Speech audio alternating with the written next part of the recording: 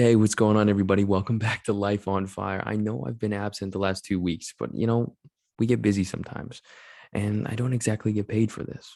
So, right now, it's just for fun.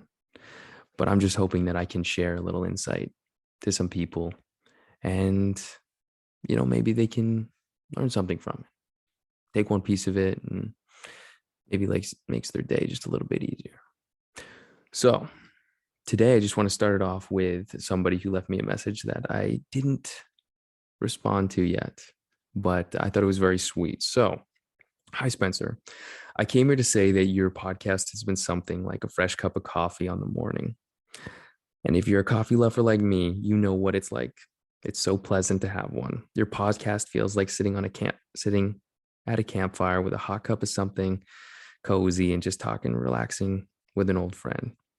It has been helping me center myself again, think about what I can change to be a better version of myself and for myself. So all I have to say is thank you. Thank you for being such a light. And I hope you continue to be like that. I appreciate your time and you for what you've been doing for so many others with your podcast. So just thank you. Now, that was a very sweet message. And I can't remember if I did respond now. If not, I'm going to check and I will go respond to it. But I usually screen grab them and save them for later. So this week, I want to talk about holding on to things and not speaking about things, because if you don't think about it like a rug, if you keep sweeping dust underneath that rug, eventually it's just going to pile up and eventually you're going to see it. So if you're not talking about it, you're going to be wearing it. you know the past is there and it's not going anywhere. What we need to do is release ourselves from it, and the best way you can, however you find a way to change the way that you take those experiences, how you think about them. They weren't good or bad. You need to understand you were doing the best that you could at the time with what you had. Once you can fully understand that and realize that it's just a memory and you control how you think about it. Once you can, it's not that you need to place blame on anything or anyone. It's when you can realize things happen and you choose what you take from them. You know, that's when you can start living. That's when you can start building to a better future for yourself. It's when you can start to be living in that moment and not living in that past. Because we all know if you start living in the past, you shut down, you freak out, you're depressed.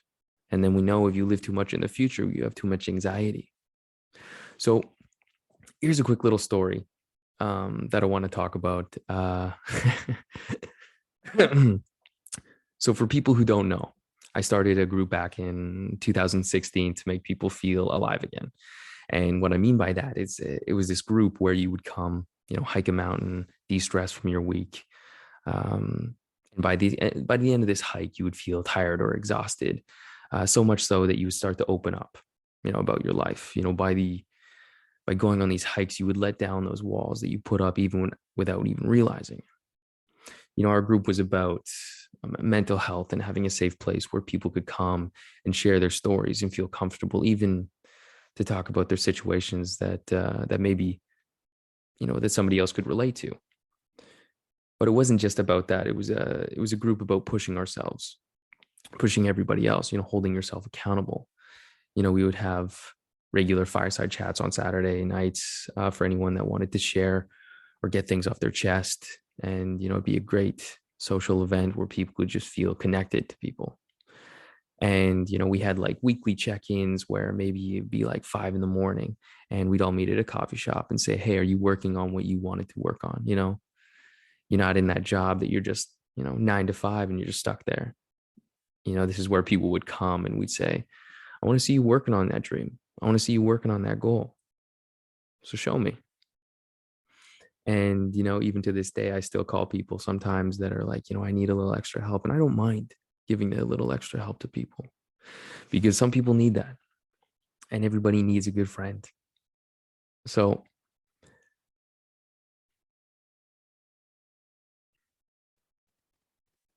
I bring this up because this week I had somebody reach out to me from that group, and they give me an update on their life. Now, when she came to our group, she was very shy.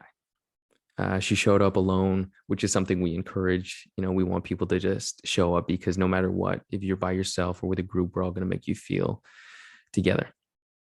So she joined us one day, and in the middle of the hike, I introduced myself, started to ask some basic questions about, like, her life. And then I jumped into it and I said, why are you here? And she looked kind of shocked. And I said, hey, I don't mean it like that. I just want to know, why you're here, like, you're holding on to something, or see if you are. And if so, what is it? And by the time we reached the top, we talked about, relationships, work life, how she grew up. And as we sat at the top of the peak, I sat next to her. She didn't say a word. And I just sat there. And as the sun started to rise and you could feel that warmth on your face, I looked over and she was smiling. But there were also tears in her eyes. So I said to her once again, what are you holding on to?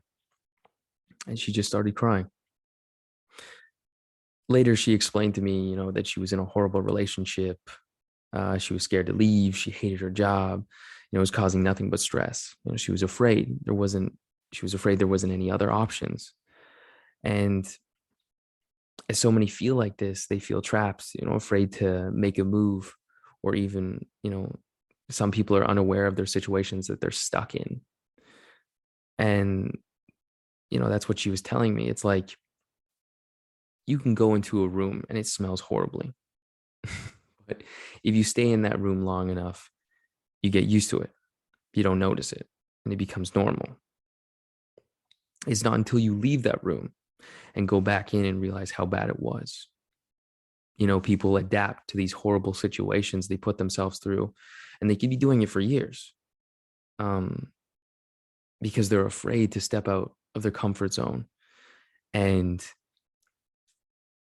she said to me that she didn't even realize she was so far in this relationship, in this job, in her life, and she was so afraid to make a change. And she said coming on this hike with strangers was the first thing that she did to change. She said she didn't know what she was going to do, but she said she had heard good things, that people had talked about it, that people started to feel better about their life because they felt, accepted by others by coming. And after that day, I started noticing changes in her. I'd call her, make sure that she was okay, that she was, getting either help or making a change at work. And by doing these little things, she reached out the other day and she said, you know what, I'm not in that relationship anymore. I'm in a great apartment. I live downtown. I love my job. And she said, it's these little things that I started to implement into my life. It was the fact that, like, I came to that 5 a.m. check-in, that I got to meet all these people who were so driven, that had a passion for life. And it's very hard. Right now you could be sitting listening to this thinking, I'm in a rut. I don't know what to do. And it's those little steps, even just realizing it, taking that moment, saying, I'm in a situation, I'm in a problem, and seeking that help. Because let's say you've had a few difficult experiences in your life. They've branded you emotionally, and you've never gotten over that fear, that bitterness, that frustration and resentment for some of those experiences that have left. So every time you have an experience in your life that is similar to something that had happened in the past, those experiences trigger you and you feel the same emotions as you did before. It said that 95% of who you are as an adult is from repetition throughout our years of living. And if we don't take the steps to actively change the way that we act or feel about something, chances are you're faced with similar situations that wasn't right for you in the past, but most likely you repeat what you have done without even knowing it, because everything becomes subconsciously. So that's where you want to take notice of your life. You don't want to be stuck in a 9 to 5 that you're just punching keys, or that you're in a horrible relationship, but you're there because it feels comfortable. I want you to take a hard look at your life and the things that you think about on a daily basis. And I want you to put them in the past. I want you to actively change your life. I don't want you to be scared, because you know what? Growth requires us to leave something behind. It can be our habits, our beliefs, careers, mindset, and even people. This is why allowing ourselves to grieve in the midst of growth is important. You will mourn your former life to make space for your newer you. And that's natural. That's normal. If you're not questioning what you were doing, are you making any big decisions? Are you making any big, choices in your life? You should always be questioning what you're doing, to the point that it makes you think more. It helps you develop. And that's what I want you to do. I want you to develop into this amazing person that I know you can be. Because I want you to go home. I want you to sit there. I want you to write out the things that you want. And I want you to question, why aren't you there? There's got to be something. And if you are, that's amazing. If you're exactly where you want to be, that's amazing. But if you're not, I want you to look at yourself in the mirror. I want you to write it down and ask yourself, why am I not there? How can I get there? Take that first step. I know it's hard. And, I'm faced with those situations myself. There's times that I say, am I doing the right thing? Am I exactly where I want to be?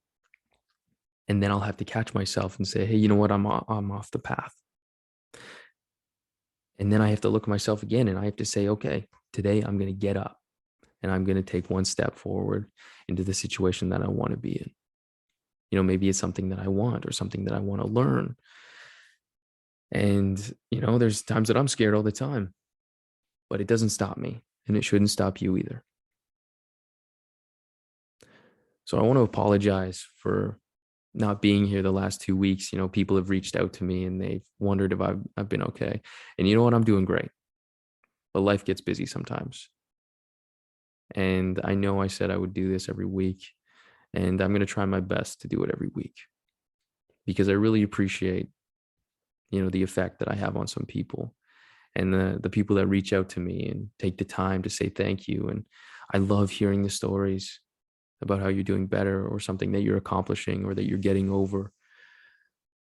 So today, I want to leave you with 3 things. 1, surround yourself with people whose eyes light up every time they see you. 2, slowly is the fastest way to get where you need to go. And I mean patience by that. 3, the top of one mountain is the bottom of the next. So keep climbing, keep pushing, and don't ever stop. You're absolutely amazing. And thank you so much for listening to Life on Fire. I'll catch you on the next one, all right? Cheers.